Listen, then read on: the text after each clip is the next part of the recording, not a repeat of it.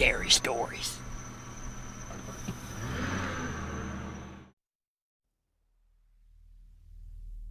So, I was a college student back in 2009, 2010, I can't remember the exact year.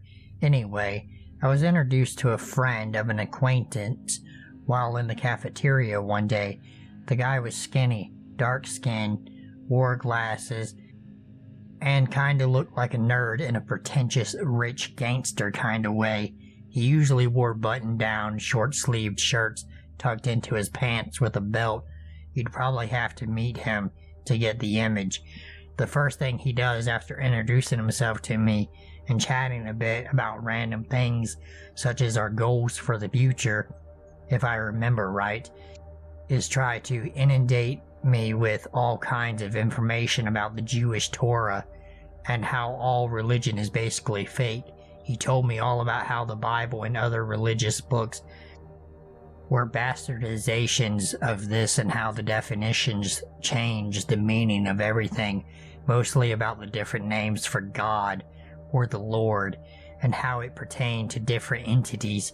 I found him interesting, but at the time, I was in an atheistic phase and wasn't all that interested, but it rubbed me wrong for some reason I couldn't explain, almost like cognitive dissonance.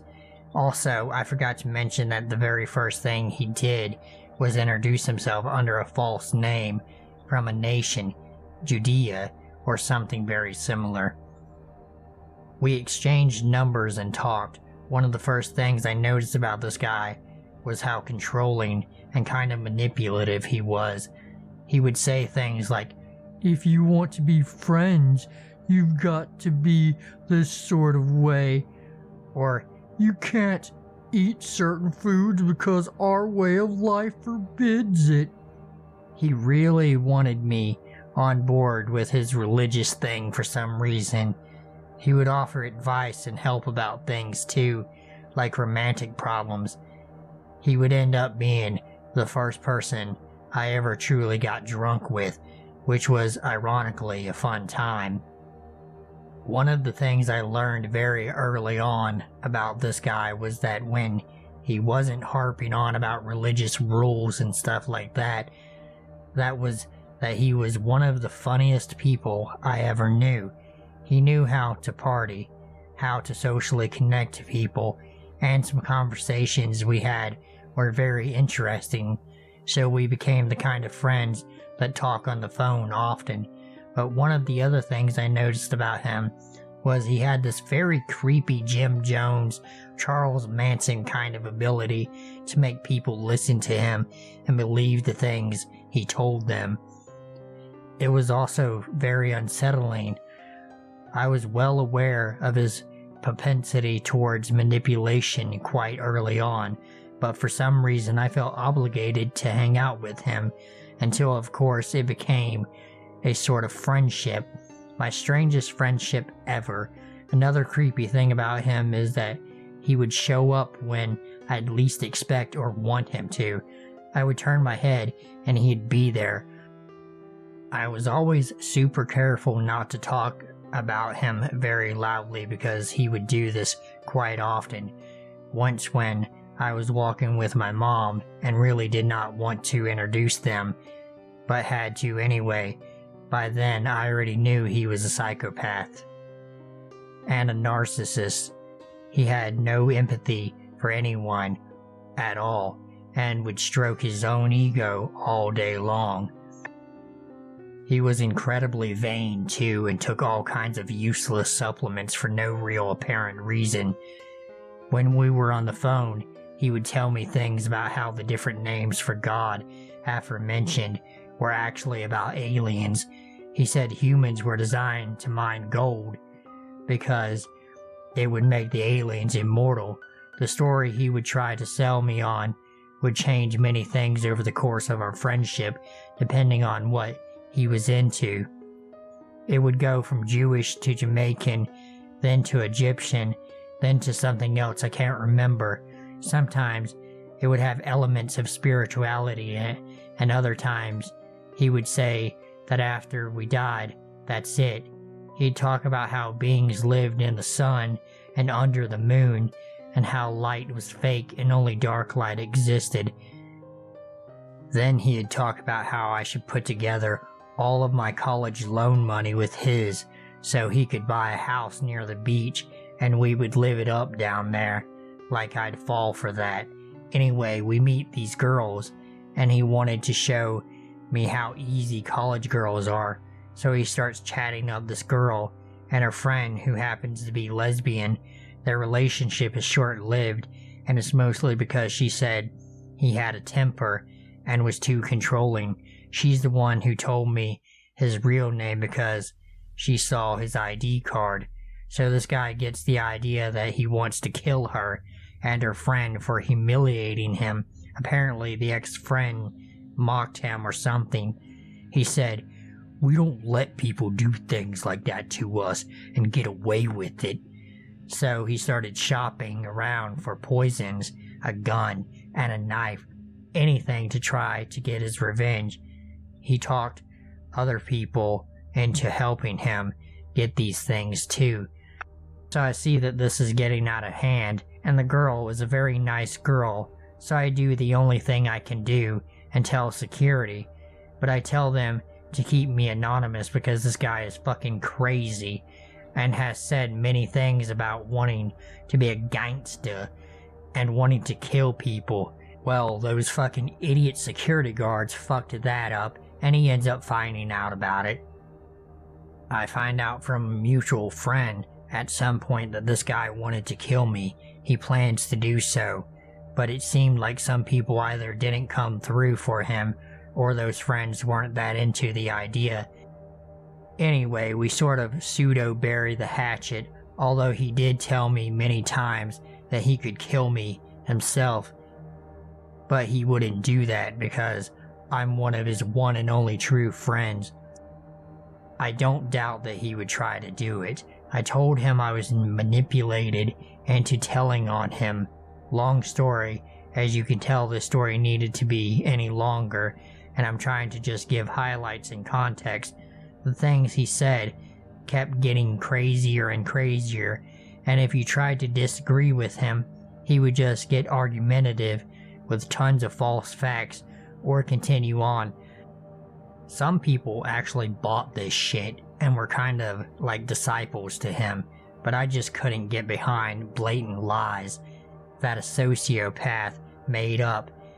At a later point, we decided to go to a beach town to hang out and get drunk and have some fun. Yes, I was tempting fate, but back then I didn't care so much about my life, and I really needed to get out and break free from being a shut-in that never did anything. So me, him, two other friends went to this awesome college beach party town. It's only important to mention this because one of the friends he invited along was a guy with social issues that he didn't actually know. The guy just had money, and the other guy had a car. He used these guys as a means to an end. They weren't his friends. To my surprise, at one point the guy with the car strands us in the middle of the night when the whole town goes dead. Our cell phones died, and a drug dealer was the only hope for a ride we could get, so the dealer requests we hold something for him in exchange for a ride while he goes to get his granny's car. Charles makes me put it in my pocket after a bit. Looking back, the guy was doing everything he could to make me look more suspicious. He had me wait in an alley. I can't remember why exactly. He said it was out of sight, but the dealer came back and said that what he was doing was fucked up and that I stuck out over there in that sort of shadowy area. Looking back, if a cop would have drove by, they would have detained me on the spot, then taken the drugs off of my person and arrested me. Eventually, we leave and Charles decides that we should just keep the stuff the dealer handed him because he never came back anyway. So we were waiting by the gas station, and this guy literally goes up to a fucking police officer to ask for a ride. By this time, he had taken the stuff back and forced the other guy to hold on to it, but he had assumed that the socially awkward guy gave it back to me by then. I am sure that he was trying to get me in trouble at that point. Anyway, after we made it back, things went back to how they usually go. If I haven't mentioned it, Charles was a womanizer. He didn't care who it was. He'd go for her. He'd get with a woman that he thought would be impossible for anyone at all to get with, like married teachers and devout churchgoers who were in committed relationships, but he also didn't seem to have standards. He just liked to ruin people's relationships and their lives. It kind of shattered my illusions of people at the time, because it showed me that everyone could be manipulated into doing things, and that identity and personality didn't mean anything. I'm not sure, but I might have been depressed for a long time after that. Anyway, there was this girl who was a pastor's daughter, sort of pretty. She kept to herself mostly. Charles decided to go out with her at some point, and she entered this rebellious phase where she was sleeping around with everyone. She also didn't bathe or take care of herself. Apparently Charles was her first. When I asked her if that was true, she proceeded to tell me horror stories about how he was manipulative and abusive towards her. And one time, during a fight while they were walking back to campus, he tried to push her into traffic. This was told to me during a period of time he had left and gone somewhere for an internship. Thankfully, I thought, because I wasn't likely to see him again, at least not for a long time. I was wrong. He came back when I least expected it, and he was just as fucked up as ever. I told him I thought a girl liked me once and expressed a desire to get with her, just random conversation that I didn't think would go anywhere. I just needed to work up the nerve and do it. Upon hearing this, he goes over to her. They talk. Next thing I know, they are in a relationship. This relationship lasts a few weeks, and for some reason, he's told her and everyone else that I'm his cousin. Suddenly they break up, and she's avoiding both him and me. I try to explain that I'm not like him, and that she doesn't need to be afraid of me, but she absolutely refuses to be around me. If I sit at the table that all of our friends are at, except Charles, she gets up and leaves. Someone asks her about it, and she told them that it was because Charles was my cousin, and that he did horrible things to her when they were together. This scumbag did that stuff just because I liked her, and in a way, it was my fault. Anyway, a few years later, 2012 or something, I have a new circle of friends. A guy named Ricky, another named Mike, and a girl named Karen. Ricky had a huge crush on Karen, but we all got along with just fine. One day, Charles just shows up and tries to get Ricky to join us in our adventures, or what the fuck ever. I'm really just trying to find any excuse to distance myself at this point, but I guess at this junction in my life, I'm still way too shy to tell people off, or not to be afraid to speak up. Anyway, this idiot has some plan to form our own gang or something, and one day he's trying to three-way call us. I badly wanted to tell Ricky that giving him his number was a terrible idea, but I didn't want to get shot or stabbed or anything. I didn't pick up the phone, and apparently they had a conversation. Later on, I found out that during their few weeks of friendship, Charles was trying to get Ricky into a plan to lure me into some trap and kill me.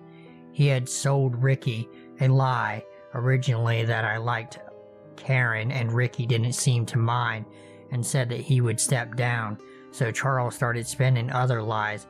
Ricky didn't go for any of it in the end, and we talked, and had a long, healthy conversation about it. Ricky is still a good friend to this day. Eventually, Charles left, and the last I heard from him was some voicemail from 2015 or something. Hands down the creepiest person I've ever met, befriended, made an enemy of, and then had to play cool with for years on, and just not to get killed or worse. He never did admit his real name to me. He always introduced himself under false names to strangers too. Charles, let's not ever fucking meet again.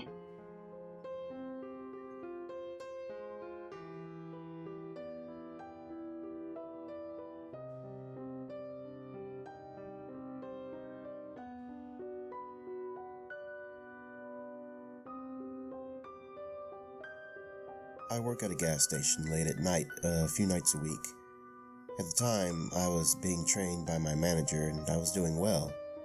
I heard horror stories about the people who can come into stores like this and the trouble they attract, but I never thought it would be like this at my store.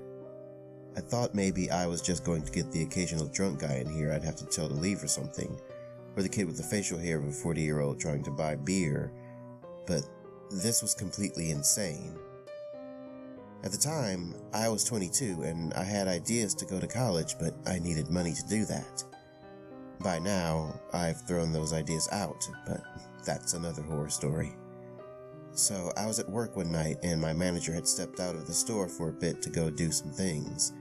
I was left in charge of the entire store until he got back, but I thought I could handle it. I guess I was wrong, because this first night would change my outlook on jobs like this. I was stocking the shelves when this older guy came in and I yelled from the other side of the store that I'd be there in a second. I finished stocking the row I was working on and got up to go meet him over at the counter. He was just standing there, so I assumed he wanted smokes. When I finally wobbled over to the counter, I asked him that question. He did the old chin rub thinking about what he wanted and he spoke. "I'll take a pack of Newports." I ran the ports up and waited for him to pull something out of his pocket to pay for them, but he didn't. He just stood there blankly staring at me until I asked him for money. He said he didn't have any money, so I picked up the pack and put it back on the shelf. I asked him why he said he'd take a pack of ports if he didn't have any money. He said, "I was hoping you'd just give them to me." I said, "I can't just give them to you, I'll get in trouble." The conversation went absolutely nowhere, and I told him if he minded, I needed to get back to work. He apparently had no regard for me trying to just do my job, so he just stood there and looked at all the stuff. How annoying someone is when they do this, and you have suspicions so you can't just let them stay in there unsupervised. I told him he needed to leave so I can get back to work if he wasn't going to buy anything. He kind of slaughtered out the door, but hanged outside. I thought that was good enough, so I went back to stocking shelves. Soon after, I heard the door open again, and I yelled that I'll be over in a second. I didn't have time to finish the row before the same guy came over and started mumbling shit at me. I asked him a few times what he was saying because it was that hard to hear. He just walked up to me and got really close to say it again. I finally heard what he said, and it was gross. "I got bugs. You want to have some?" I told him no thanks, but he can go outside and wait for money to buy something. He probably didn't like that because his reaction was to stand over me while I was on the floor and shake his hair. I don't know if he actually had bugs, but it freaked me out and I screamed. I stood up asking him why the hell he would do that, and he just giggled and ran out of the door. This guy actually had the balls to shake his bugs over me and try to get cooties on me. I ran out the door after him and yelled at him to get the fuck off the property or I'd call the cops and make him leave. He yelled back at me something unintelligible, probably arguing to stay. I yelled at him to get going until he finally did. When my manager came back later, I told him about the guy and he said the guy was harmless. I told him he tried to shake bugs on me and I felt grossed out by it, but he brushed it off as nothing. I told him there better not be any bugs on me or I'd probably quit, but he just told me to stop being a pussy and get back to work. I did, but now at least I knew my manager wasn't going to be someone I particularly liked. The next night, the guy came back in as I had just rang up a few customers. He mumbled some more shit at me and my manager was there to see it. I told him he'd better not have come here to share his bugs with me again and actually brought some money this time, but all the guy did was giggle and ask me if I wanted more salt. I told him he needed to get the fuck out of here and not come back, but the guy just stood there laughing like an idiot. The manager came over and told the guy to get going or he'd slap the shit out of him. I was shocked that he'd talk to someone like that being at a job like this. The guy said okay in a rather disappointed tone and walked out of the store. I asked him why he would talk to customers like that, and he said that was the only way to get the guy to listen and leave. He'd had to deal with this guy on a weekly basis since he started, and knew he was actually harmless, but he's just annoying. I asked him if he could actually slap him, and he said no, he'd never actually do it. My throat cleared up a bit after that, and I quickly learned how to deal with the bug guy, but I don't like to. He's just a regular annoyance that we have to deal with, and he'll never go away permanently.